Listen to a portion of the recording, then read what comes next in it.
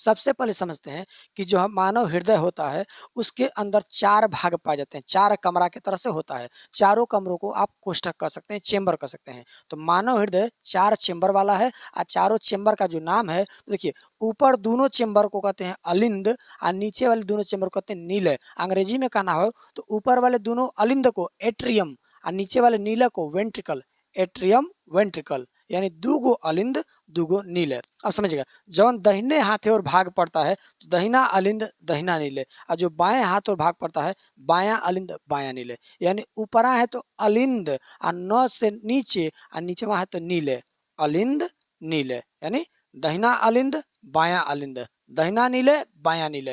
हृदय में 4 चेंबर पाए जाते हैं। अब चारों चेंबर का काम समझिएगा। शरीर में जितना रक्त अशुद्ध हो जाता है यानी खराब रक्त हो जाता है, वो सारा रक्त खींच के फिर आता है कहाँ पे, दहिना अलिंद। पहला भाग में आ गया दहिना अलिंद, और दहिना अलिंद से गिरेगा दहिना नीले।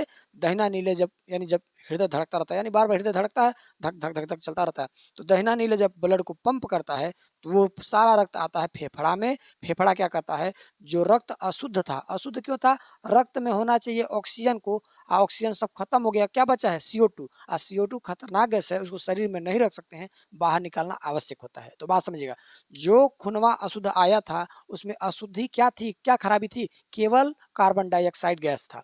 तो जैसे वो फेफड़ा में पहुंचा, फेफड़ा ने क्या किया, कार्बन डाइऑक्साइड को पकड़ के सांस के रास्ते बाहर छोड़ दिया, और जो सांसवा लिए हैं ऑक्सीजन गया है उस ऑक्सीजन को ब्लडवा में मिला देगा। अब जो आपका अशुद्ध रक्त था फेफड़ा में आके शुद्ध हो गया, और फेफड़ा जब शुद्ध कर लेता है तब जब ये ब्लड भेजता है तो बायां अलिंद में, अब बायां अलिंद में, फिर बायां नीले, अब बायां नीले के बाद जब फिर पंप होता है तो शुद्ध रक्त पूरे शरीर में पहुंच जाता है।